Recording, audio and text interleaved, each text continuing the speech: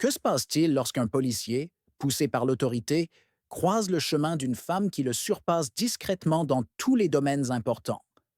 Tout a commencé tard un mercredi soir, un peu après 23 heures, le genre d'heure où les routes de Toledo, dans l'Ohio, sont presque désertes, à l'exception de quelques travailleurs de nuit rentrant chez eux ou d'une personne comme la lieutenant-colonel Adrienne Wallace, qui passe tranquillement après une longue réunion sur une base militaire à 2 heures au sud.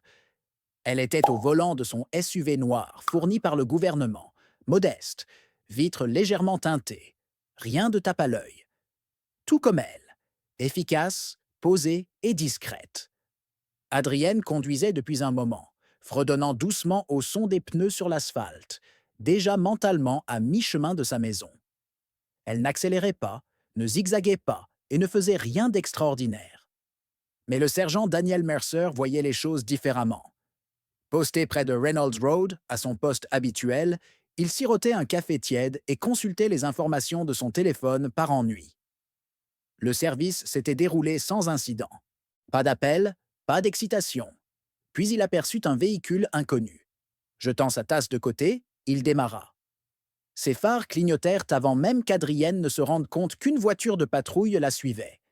Elle s'écarta, calme et sereine, réagissant exactement comme on l'avait entraînée. La portière de la voiture claqua. Elle regarda l'agent s'approcher dans son rétroviseur. Grand, une main près de son étui, une lampe torche dans l'autre. Il ne se dirigea pas vers le passager. Il alla droit à sa fenêtre. Permis et immatriculation, demanda-t-il, sans même un bonjour. Adrienne garda les mains en vue et baissa la vitre à moitié. Maître, puis-je vous demander la raison de l'arrêt? Mercer plissa les yeux, braquant sa lumière directement sur elle. Vous changiez de voix. Pas de signal. Vous aviez l'air en état d'ébriété. Elle haussa un sourcil. Je ne l'étais pas. Permis et immatriculation, répéta-t-il, plus fort maintenant. Adrienne ne protesta pas. Elle fouilla délibérément dans la boîte à gants. En lui tendant ses papiers, elle dit calmement. C'est un véhicule gouvernemental. Je suis une employée fédérale. Mercer examina la pièce d'identité et marqua une pause. Vous êtes militaire? Oui. Un petit sourire narquois traversa son visage. Ça ne vous met pas au-dessus des lois. Je n'ai jamais prétendu que si. Son ton se durcit. Sortez du véhicule. Adrienne cligna des yeux. Pardon? Sortez de la voiture. Je procède à un contrôle d'alcoolémie. Elle se tendit légèrement, mais resta calme.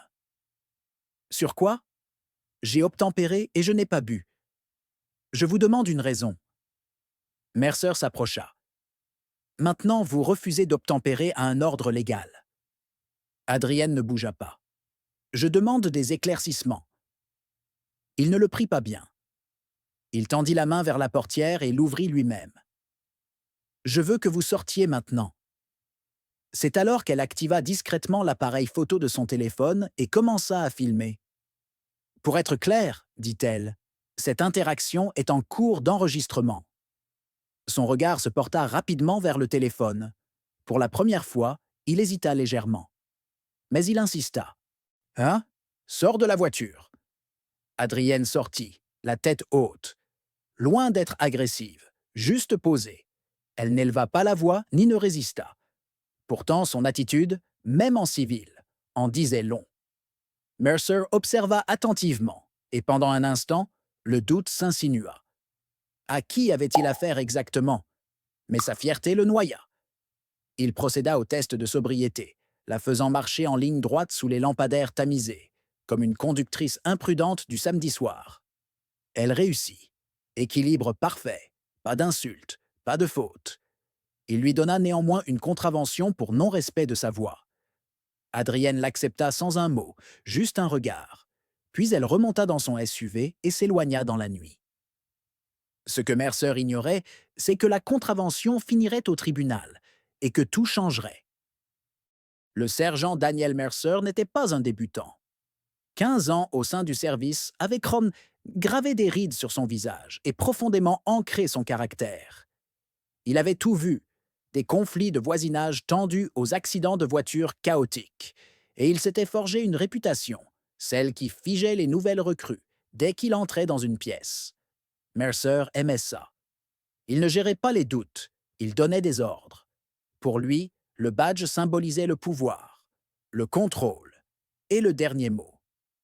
Qu'il s'agisse d'un adolescent au caractère bien trempé ou d'un conducteur qui le questionnait trop, Mercer ne cédait pas. Il ne s'excusait pas. Dans l'ouest de Toledo, son commissariat savait ce qu'il avait sous la main. Un policier qui se présentait, remplissait les papiers et ne se remettait jamais en question. Cela signifiait aussi qu'il savait qu'il pouvait être dur, sa voix acerbe, son tempérament vif. Mais personne ne l'a vraiment remis en question. Jusqu'à ce soir-là. De retour au poste après le contrôle, il en a à peine parlé. Il a saisi la contravention dans le système, rédigé un bref rapport. Dérive de voix, signe possible d'ivresse, pas d'arrestation, et a jeté sa caméra corporelle au box des accusés, comme toujours. Les images sont restées intactes pendant 2 jours avant que quiconque ne les visionne. Pendant ce temps, Mercer plaisantait à ce sujet dans la salle de repos. Une femme a essayé de me faire passer pour un soldat, a-t-il dit à l'agent Diaz. Elle a montré sa carte d'identité fédérale comme si c'était censé me faire peur. Diaz a haussé un sourcil. Attendez, c'était une militaire? Mercer a haussé les épaules. C'est ce qu'elle a prétendu. Certains ont été nourris par son attitude. Comment s'appelait-elle? A demandé Diaz. Mercer s'est adossé à sa chaise, a ouvert un paquet de chips et a dit « Wallace, Adrienne Wallace. » L'expression de Diaz a changé. « Vous voulez dire le lieutenant-colonel Wallace ?» Mercer s'est figé. « Comment le sais-tu » ? Elle a donné une conférence à l'Académie l'année dernière, dit lentement Diaz. Ce n'est pas seulement une militaire, c'est une haut gradée. Elle supervise la logistique à Fort Wayne. Étoile de bronze, 2 affectations. C'est une vraie tueuse. Mercer ricana et balaya l'affaire d'un revers de main. Peu importe qui elle est. Là-bas, c'est moi qui commande. Mais quelque chose persistait dans le ton de Diaz. Respectueux, prudent. Cela érodait l'assurance habituelle de Mercer. Pourtant, il ne revit pas la vidéo. Il ne reconsidéra pas la contravention. Pour lui, c'était terminé. Mais ce n'était pas le cas. Car le lendemain matin, Wallace déposa une plainte officielle, non seulement auprès des affaires internes, mais aussi auprès du bureau de l'inspecteur général. Et elle n'était pas seule. La vidéo qu'elle avait enregistrée avait déjà été envoyée à son équipe juridique, et une autre copie circulait discrètement dans les rangs militaires. Mercer n'était pas encore au courant. Il avait repris ses activités habituelles, répondre aux appels mineurs, aboyer des ordres lors des arrêts, se comporter comme un intouchable. Depuis des années, il le faisait. Le système le protégeait. Les superviseurs avaient man fermé les yeux. Les représentants syndicaux avaient mis fin aux plaintes. Mercer pensait que les règles ne s'appliquaient pas à lui comme aux autres. Mais maintenant, quelqu'un se tenait de l'autre côté, quelqu'un qui n'avait pas peur, qui ne criait pas, ne s'en prenait pas et ne cédait pas sous la pression. Elle suivait simplement la procédure, tenait un registre, appelait le bon bureau au bon moment et avait les preuves pour étayer tout cela. Mercer ne s'en rendit compte que lorsque l'enveloppe atterrit sur son bureau, marquée « Enquête officielle ». Adrienne n'était pas du genre à semer le trouble sans raison. Elle n'était ni dramatique ni combative. Elle n'avait pas le temps de traquer chaque injustice qu'elle rencontrait. Pas après 22 ans de service, 2 déploiements à l'étranger et suffisamment de dangers frôlés pour en déstabiliser plus d'un. Mais cette fois, c'était différent, car elle ne pensait pas qu'à elle.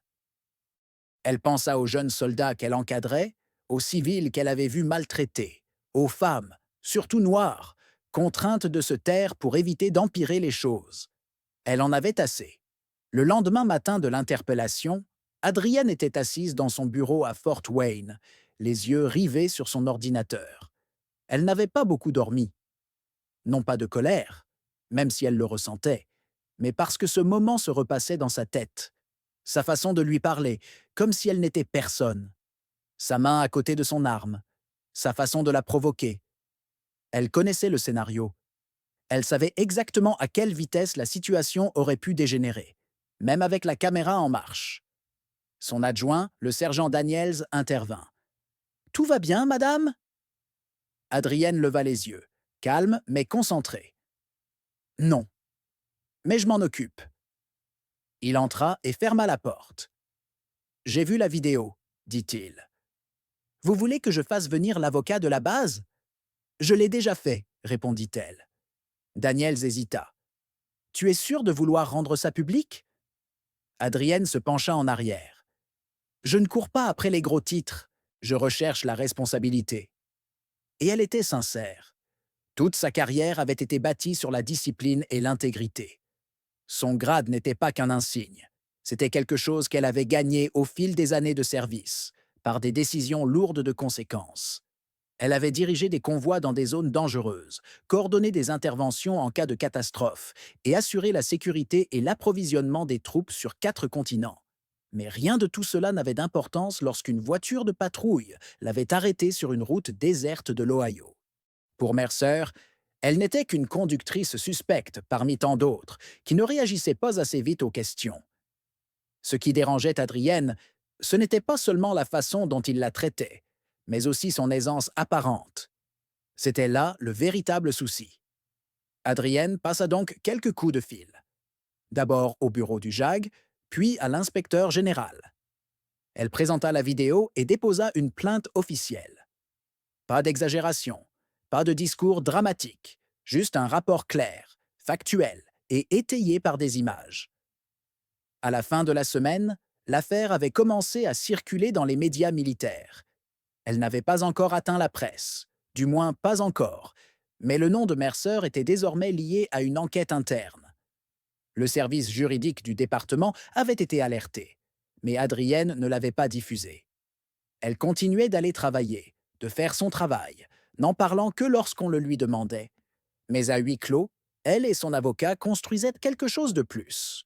Parce que son avocat estimait que le contrôle n'était peut-être pas simplement abusif, mais qu'il pouvait s'agir d'une violation de la politique fédérale, surtout compte tenu de son statut fédéral et de l'absence de motifs raisonnables, et s'il devait apporter l'affaire devant les tribunaux, il le ferait.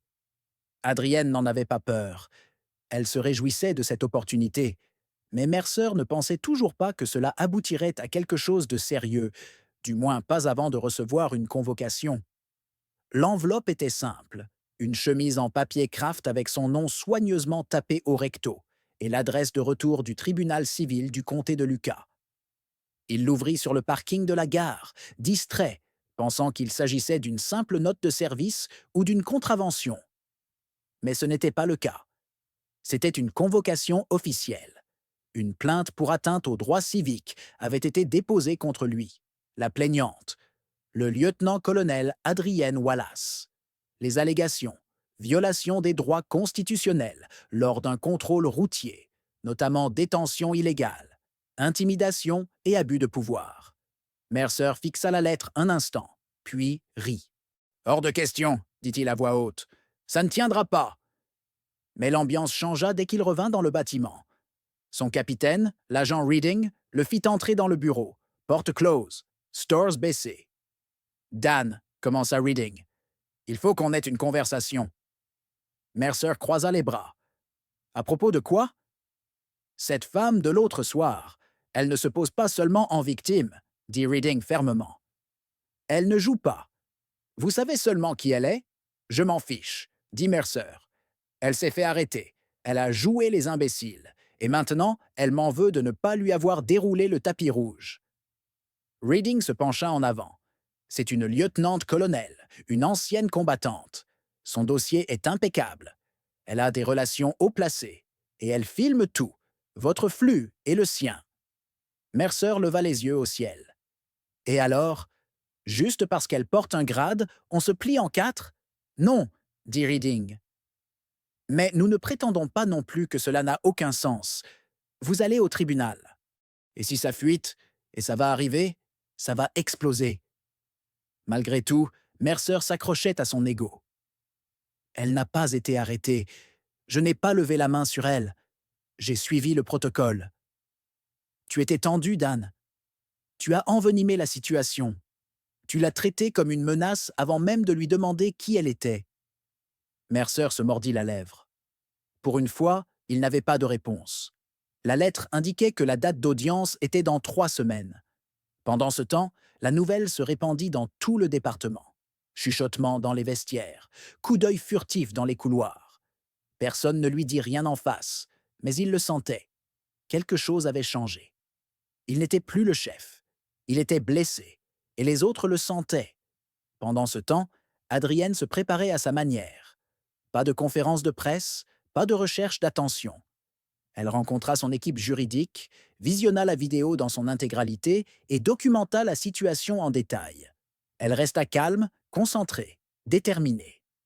Son avocat, Delaney Price, la regarda et lui demanda « Tu es sûr de vouloir aller jusqu'au bout?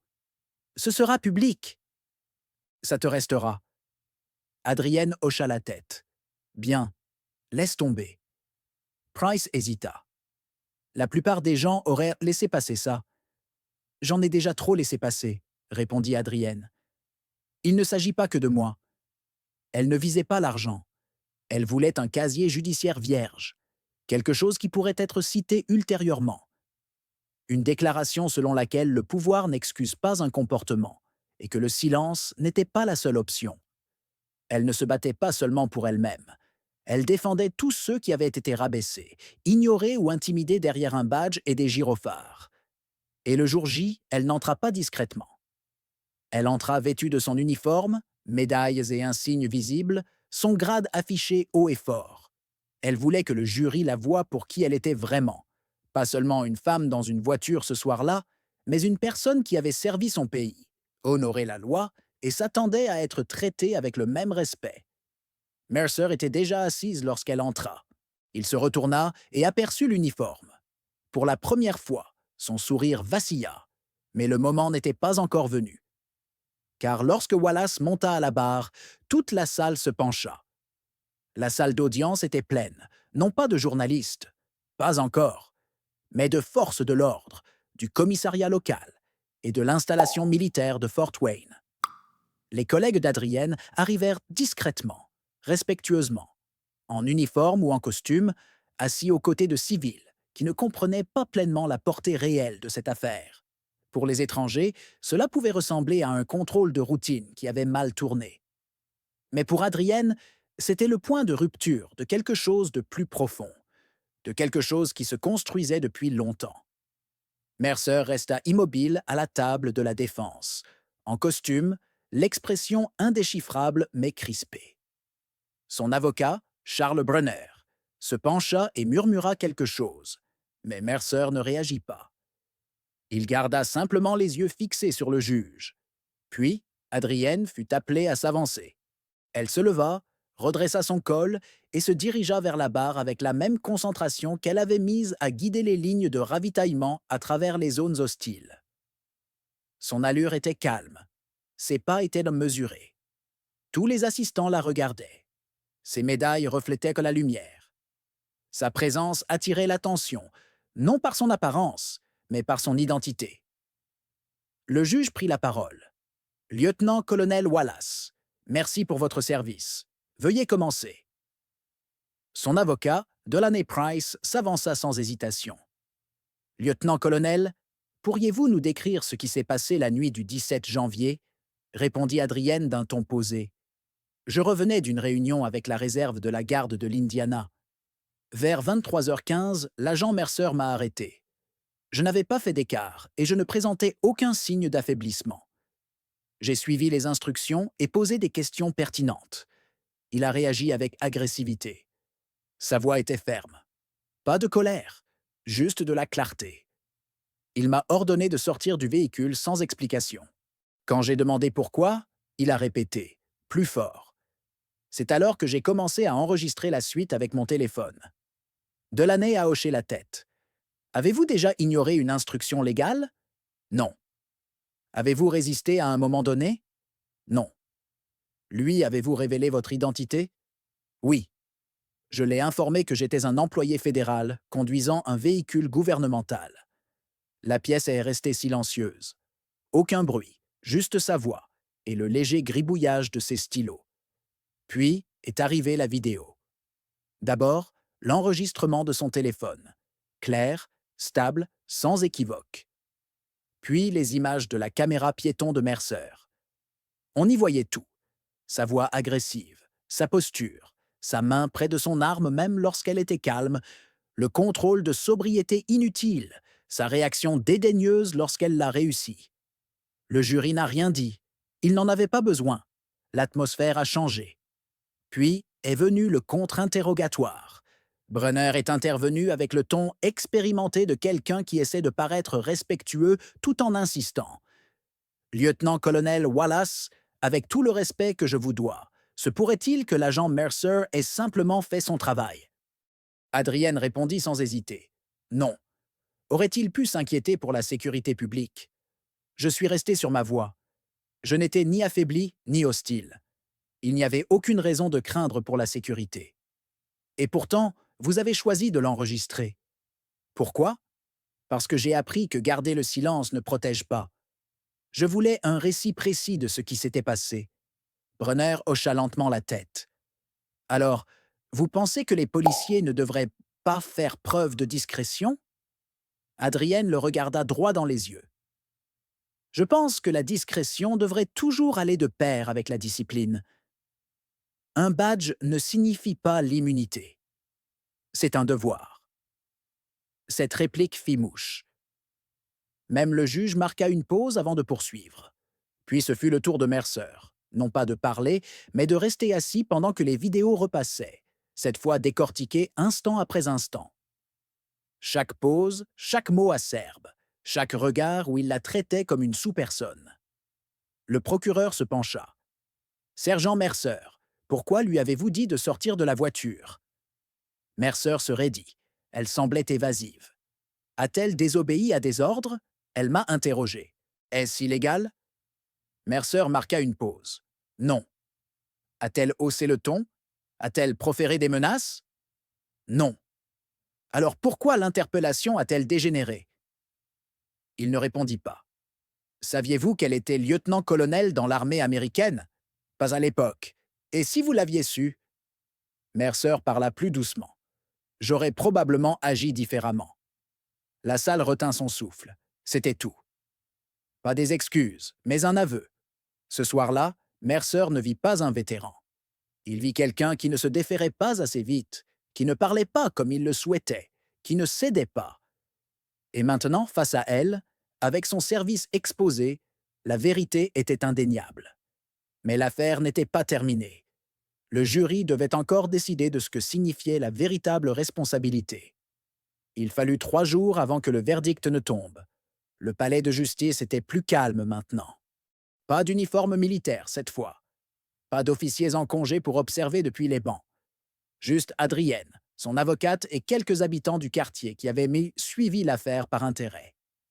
Mercer était assis à côté de son avocat, les doigts entrelacés, s'efforçant de conserver le regard impassible qu'il avait arboré tout au long du procès.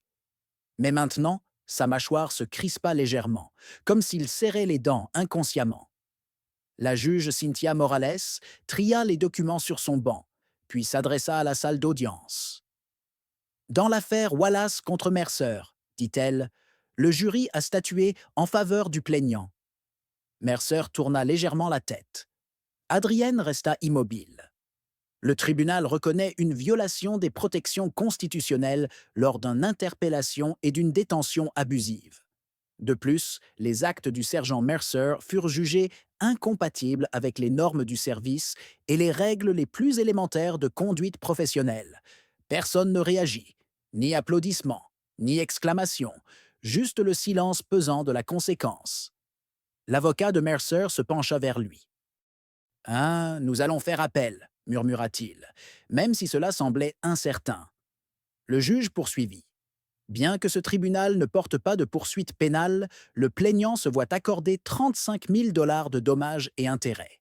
Cette décision sera également rendue publique et transmise au ministère de la Justice et à la police de Toledo pour examen et décision. Adrienne ne sourit pas et ne leva pas le poing. Elle hocha la tête d'un seul signe, ni au juge ni au jury. mais à elle-même.